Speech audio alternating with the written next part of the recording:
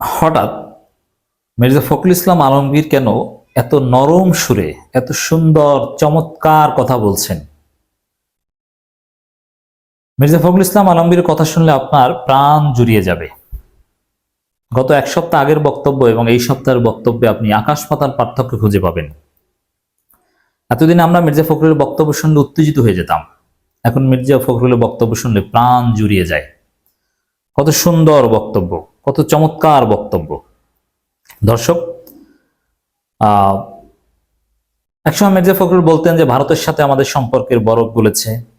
একসময় বলতেন আওয়ামী লীগ নিষিদ্ধ করার পক্ষে আমি নই, আওয়ামী লীগকে নির্বাচনে অংশগ্রহণ করতে দেওয়া উচিত। এই বক্তব্যগুলো আমাদের কাছে খুব বিরক্তিকর এবং প্রচন্ড ক্ষোভের সৃষ্টি করেছিল। এবং তিনি বলেছেন অন্তর্বর্তীকালীন সরকারের একমাত্র কাজ নির্বাচনের পরিবেশ তৈরি করা, দ্রুত নির্বাচন দিন, না হলে চলে যান, নানান কিছু। কিন্তু সেই মির্জা ফখরুল দ্রুত নির্বাচন এগুলো সব বাদ দিচ্ছেন। এখন বলছেন না, দ্রুত সংস্কার করা ঠিক না, আস্তে আস্তে করুন, আমরা আছি, সরকারের সাথে সময় দিতে হবে, আমরা ব্যস্ত না, সরকার অনেক কাজ করেছে, আমরা সরকারকে সমর্থন দেব। সুন্দর সুন্দর কথা। তো কেন এত ভালো ভালো কথা বলছে? আমি তার লেটেস্ট কিছু বক্তব্য বিশ্লেষণ করব দর্শক। তবে এর কারণটা কি? আমার কাছে যেটা মনে হয়, আমি আগেও বলেছি, আবারও বলবো, যে তারেক রহমান মির্জা ফখরুলকে মোটামুটি ঝেড়েছেন, বুঝিয়েছেন, শুনিয়েছেন যে আপনার কথা গণবিরোধী হয়ে যায়, জনগণ আপনার বক্তব্যে ক্ষুব্ধ। যেমন তারেক রহমান র্যাপিড অ্যাকশন নিয়ে রুহুল কবির রিজভির যে বক্তব্য শেখ মুজিবের ছবি প্রসঙ্গে, সেটা দুঃখ প্রকাশ করিয়ে ফিরিয়ে এনেছেন। তারেক রহমানই বিএনপি, তারেক রহমানের প্রতি আমাদের আস্থা। তো মির্জা ফখরুলের যে প্যারাডাইম শিফট, এটাও নেপথ্যে তারেক রহমান বলে আমরা জেনেছি। ধন্যবাদ জানাই মির্জা ফখরুলকে, ধন্যবাদ জানাই তারেক রহমানকে। মির্জা ফখরুল বলছেন জাতি হিসেবে আমাদের সহনশীল হতে হবে। কত সুন্দর সুন্দর কথা, এত ভদ্র নরম কথা, আমি অবাক সত্যি। এবং অন্তরের অন্তঃস্থল থেকে ফখরুল সাহেবকে ধন্যবাদ জানাই।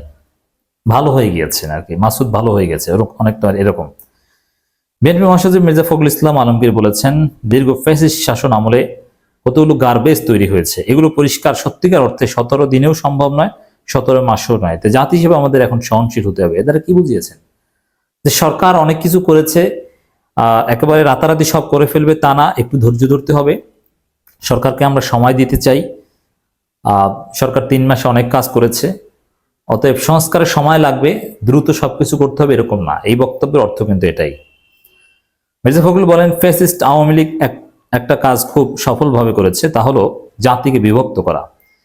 এই বিভক্তি দূর করে একটা ঐক্যবদ্ধ জাতি চাই।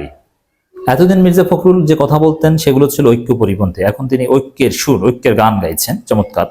রাজনৈতিক মতাদর্শ ভিন্ন থাকবে, কিন্তু ঐক্য থাকবে মৌলিক বিষয়।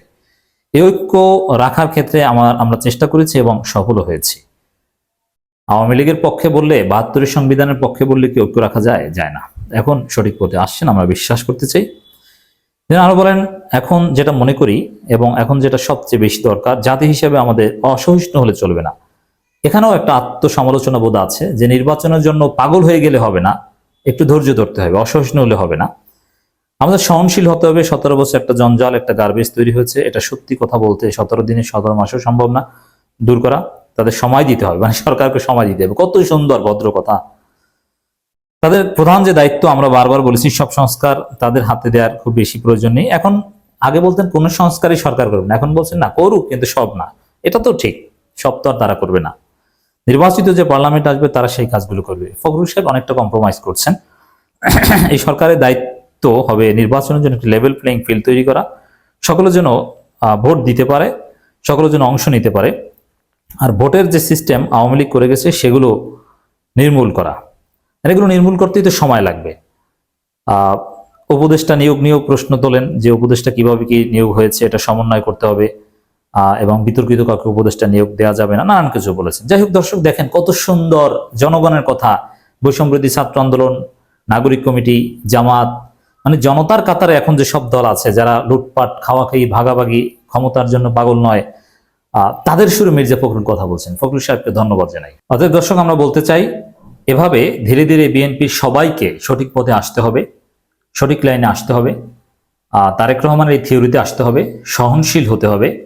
ক্ষমতার জন্য পাগল হয়ে গেলে একুল উকুল সব হারাতে হবে। বিএনপির অনেক নেতা এখন উল্টোপাল্টা কথা বলছেন, মির্জা ফখরুল উল্টোপাল্টা কথা বলে লাইনে এসেছেন।